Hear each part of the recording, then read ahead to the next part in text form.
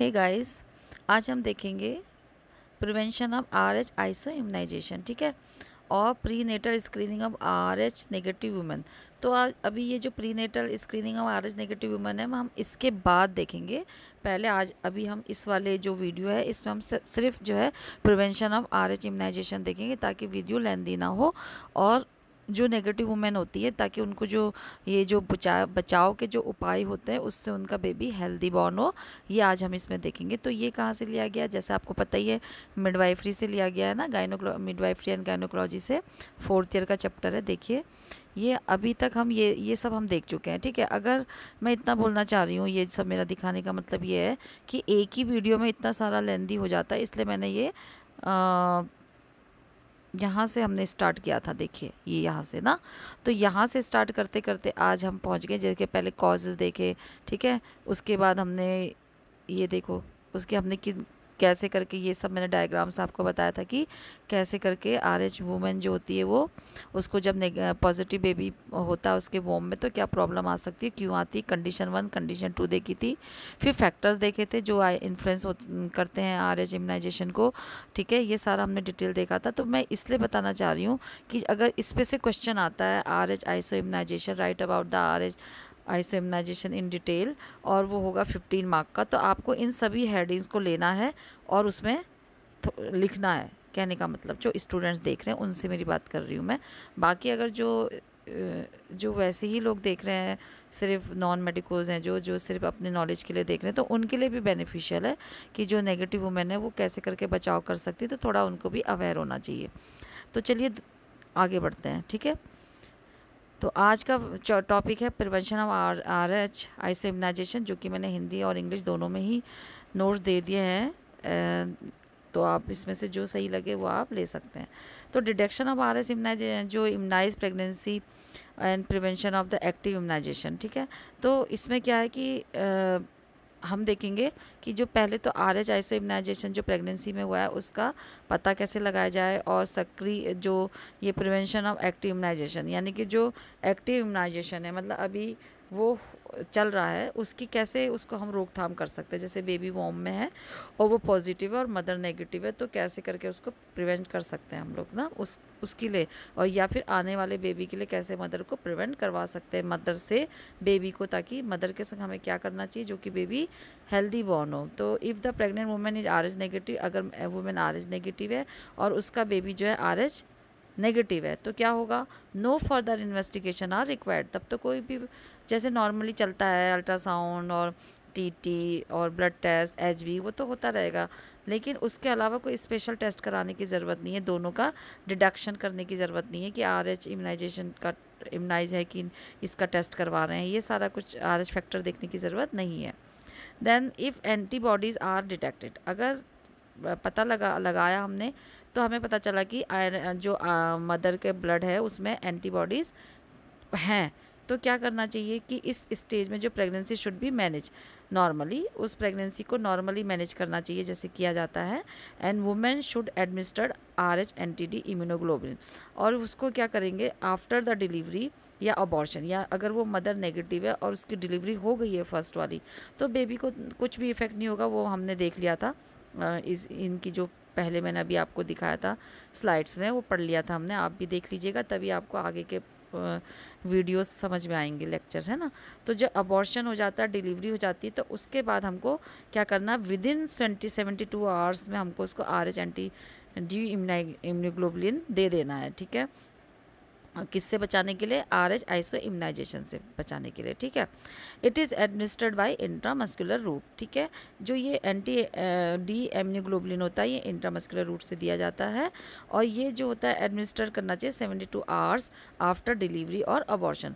After नहीं मतलब with in कर सकते हैं इसको, मतलब जो डिलीवरी होगी उसके बाद, हाँ मतलब वही है आफ्टर जो है वो डिलीवरी और अबॉर्शन के बाद 72 आवर्स के पहले आप उसको क्या दे दें, ये जो एंटी-डी इम्यूनोग्लोबुलिन है वो उसको IM रूट से दिलवा देना चाहिए, ठीक है।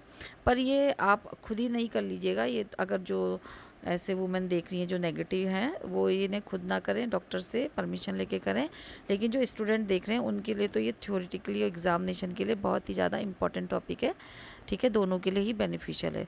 डोज ऑफ द ये ई है, हाँ यहाँ पे dose of the anti-D immunoglobulin अब कितनी होती है उसकी डोज, आफ्टर डिलीवरी उसकी होती है 3 mg IM, यानी कि माइक्रोग्राम IM। ये पी जो है ये पी नहीं हो के ये वो है माइक्रोग्राम, एम छोटा वाला, ठीक है, IM देना चाहिए उसको। And during first trimester after abortion, यानी कि जब अबॉर्शन हो गया है या एक्टोपिक प्रेगनेंसी उसकी हुई है उसके बाद अबॉर्शन हो गया, जैसा भी है, तो उसको क्या करना चाहिए, फर्स्ट ट्राइमेस्टर में उसको देना चाहिए 50 माइक्रोग्राम IM, ठीक है। अब ये देखो डिपेंड करता है कि डिलीवरी का टाइम कितना था, तो उसी के अकॉर्डिंग इसकी डोज दी जाती है। तो यहाँ पे को अभी अबॉर्शन हुआ है उसका, बेबी तो फुल नहीं हुआ ना, फुल टर्म तक तो गया ही नहीं, तो मिक्स होने के तो कोई चांस है नहीं ब्लड में, तो इसलिए क्या है, मतलब मदर का और फीटस का ब्लड भी मिक्स नहीं हुआ होगा। फिर भी कुछ पर्सन अगर हुआ भी होगा, एक्टोपिक प्रेगनेंसी हुई थी या ये हुआ था, तो उसमें 50% देंगे उसको, ठीक है। अगर in case of abortion after the end of the first trimester, अगर फर्स्ट ट्राइमेस्टर के बाद अबॉर्शन हुआ है तो कितना देंगे, 300 माइक्रोग्राम IM।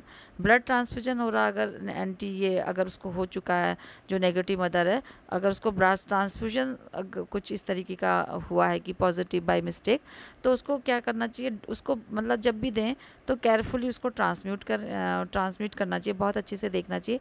नेगेटिव मदर को कभी भी पॉजिटिव ब्लड ट्रांसफ्यूज नहीं करना चाहिए। And only RH negative mother should be transfuse, ठीक है, यानी कि RH नेगेटिव ब्लड ही उसको क्या करना चाहिए, ट्रांसफ्यूज करना चाहिए। अगर बाय मिस्टेक ऐसा होता है तो इसकी जल्दी से डॉक्टर को कंसर्न देना चाहिए और उसके बाद उसकी ट्रीटमेंट लेना चाहिए, जैसे कि बेबी में और मदर के ब्लड मिक्सिंग में हो रहा है वैसे ही फिर उसका भी कुछ ट्रीटमेंट होगा। देन एम्यूनोसिंथेसिस इन RH नेगेटिव फीमेल, अगर RH ये नेगेटिव वुमेन है, ब्लड नेगेटिव ब्लड वाली वुमेन है, तो उसका एम्यूनोसिंथेसिस करना है जांच। एम्यूनोसिंथेसिस मतलब जो ये फ्लूइड होता है ना, ये इसकी टेस्ट करना है उसको, एमनियोटिक फ्लूइड का, तो उसको लेना पड़ेगा ना वॉर्म से, यानी कि अभी बेबी यूट्रस में ही है, अंदर ही है, और उसका ये इसको बेबी की हेल्थ को देखने के लिए ये फ्लूइड को लेना पड़ेगा। तो इसको लेने के लिए क्या करना चाहिए, अंडर सोनोग्राफिकल गाइडेंस में करना चाहिए, यानी कि अल्ट्रासाउंड के हेल्प से इसको लेना चाहिए, ताकि जो नीडल है वो इधर उधर प्रिक ना हो, जहाँ पे आपको जो सुटेबल प्लेस है जो वहीं पे आपको करना है, ठीक है। एर्गोमेट्रिन है वो भी आफ्टर डिलीवरी, जब एंटीरियर शोल्डर हो जाता है, यानी कि after delivery of the anterior shoulder, यानी कि जब एंटीरियर शोल्डर की डिलीवरी हो जाती है, तो एर्गोमेट्रिन जो होता है during the labour should not be given, तो लेबर के समय जो एर्गोमेट्रिन है वो नहीं देना चाहिए अगर एंटीरियर शोल्डर डिलीवर हो गया है, क्योंकि वो क्या करेगा, इंक्रीज कर देगा उसको ब्लड फ्लो को, तो क्या हो जाएंगे, चांसेस बढ़ जाएंगे आइसो इम्यूनाइजेशन के, ठीक है। तो इसलिए वो इंक्रीजिंग फीटो प्लेसेंटल ब्लीडिंग को कम करने के लिए एर्गोमेट्रिन को उसको नहीं देना चाहिए। कब नहीं देना चाहिए, after the delivery of the anterior shoulder, ठीक है। उसके बाद है फिफ्थ है, if necessary external cephalic version, अगर ये जो RH नेगेटिव फीमेल है, अगर उनका ये करना पड़ रहा है एक्सटर्नल सेफेलिक वर्जन, तो उसको बहुत ही जेंटली करना है, उसमें फोर्स नहीं लगाना है, बहुत कॉशन के साथ करना, बहुत ही ज़्यादा डेलिकेटेड जो हैंड है वो अपने यूज़ करनी चाहिए, मतलब एकदम ज़्यादा फोर्स नहीं लगाना, कहने का मतलब। देखिए यहाँ पे ब्रीच है ना, ये ब्रीच पोजीशन में है, तो अब इसको क्या करना है, इसको रोटेट करके इसको सिफेलिक पोजीशन में लाना है। तो देखिए इस तरीके से हल्का सा रोटेट किया, हेड इधर आया ट्रांसफर लाइन में, अब इसको धीरे से करके ये देखिए अब ये किस में आ गया है, सिफेलिक वर्जन में आ गया है, नॉर्मल डिलीवरी के लिए रेडी है। तो जब ऐसा एक्सटर्नली रोटेट किया जाता है तो उसको भी बहुत जेंटली केयरफुली करना चाहिए, और इसी रोटेशन को क्या बोलते हैं, एक्सटर्नल सिफेलिक वर्जन बोलते हैं, ठीक है। अब है एपिजोटमी। एपिजोटमी भी should not be done unnecessarily. जब कभी कभी क्या होता है कि चाहे पेन जैसी आता है, स्ट्रॉन्ग पेन हो रहा है, तो क्या करते हैं, और फुली डायलिटेशन है, स्ट्रॉन्ग पेन आ रहा है, तो कुछ लोग जो होते हैं एपिसोड में उसको दे देते हैं, जिससे कि बेबी जब वो क्राउनिंग होने लगती है ताकि बेबी इजीली हो जाए। लेकिन इसको भी अवॉइड करना चाहिए ड्यूरिंग द डिलीवरी प्रोसेस। जो कि RH नेगेटिव वुमेन है तो इसको ज़्यादा से ज़्यादा अवॉइड करना चाहिए, नहीं तो मिक्स हो जाए, वहाँ पे ब्लीडिंग होगी ना पेरिनियल एरिया पे, तो बेबी के संग और मदर का जो ब्लड है वो मिक्स होने के चांसेस हो सकते हैं। ठीक है, अब जो है सिजेरियन सेक्शन। अब जो सिजेरियन सेक्शन अगर नेगेटिव वुमेन का हो रहा है, डिलीवरी ऑफ द फीटस, उसको सिजेरियन सेक्शन के द्वारा डिलीवर्ड कराया जा रहा है, तो क्या करना, तो उसको क्या करना चाहिए कि prevent should from the spreading into the peritoneal cavity. तो जो पेरिटोनियल कैविटी होती है वहाँ पे उसको फैलने से बचाना है, मतलब ज़्यादा वो ना फैले, स्प्रेड ना हो, इसका पूरा ध्यान रखना होता है। ठीक है, और careful manual removal of placenta. और प्लेसेंटा को भी क्या होता है, ऑटोमेटिक एक्सपल्शन होने देना चाहिए, मतलब अपने आप ही वो निकल जाए, क्योंकि उसका भी अपना एक टाइम होता है, तो वो वहाँ पर को ऑटोमेटिकली क्या होता है, एक्सपल आउट हो जाता है। तो वो ध्यान देना चाहिए, ज़बरदस्ती नहीं करनी चाहिए वहाँ पर भी प्लेसेंटा के साथ कि उसकी ज़बरदस्ती डिलीवर्ड करवा लें। ठीक है, शुड नॉट क्लीन और sorry should do clean the newborn blood. ठीक है, अब क्या करना चाहिए, बेबी बॉर्न हो गया तो उसका जो ब्लड होता है उसको क्या करना चाहिए, इमीडिएटली क्लीन करना चाहिए, ताकि मतलब डिलीवरी के बाद, जिससे कि क्या हो, बिल्कुल भी चांसेस ना हो कि मदर से उसका ब्लड जो है वो मिक्स हो।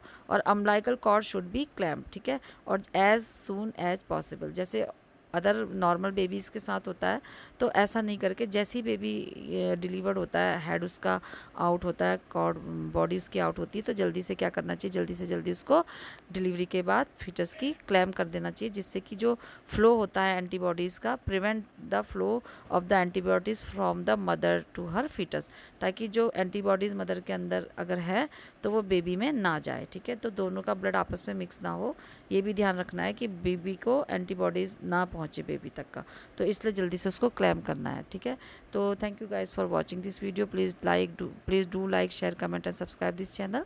और फिर अब हम देखेंगे perinatal screening of RH negative women. बहुत लंबा टॉपिक है, बहुत सारे टॉपिक इसके अंदर कवर करने हैं, इसलिए मैं 1 बाय 1 करके छोटे छोटे दे रही हूँ, जिससे कि आपको जब लिखना होगा तो सबको आप कंबाइन करके लिखेंगे। ओके, तब तक के लिए गुड बाय, टेक केयर। और जब आप सब्सक्राइब करें तो सब्सक्राइब के बगल में एक बेल आइकन होती है, घंटी का निशान होता है, उसको भी ज़रूर से प्रेस कर दें, ताकि जो भी वीडियोज़ इसमें अपलोड होंगी और होती हैं वो आपको उसका नोटिफिकेशन मिल जाएगा। ठीक है, okay, goodbye, take care.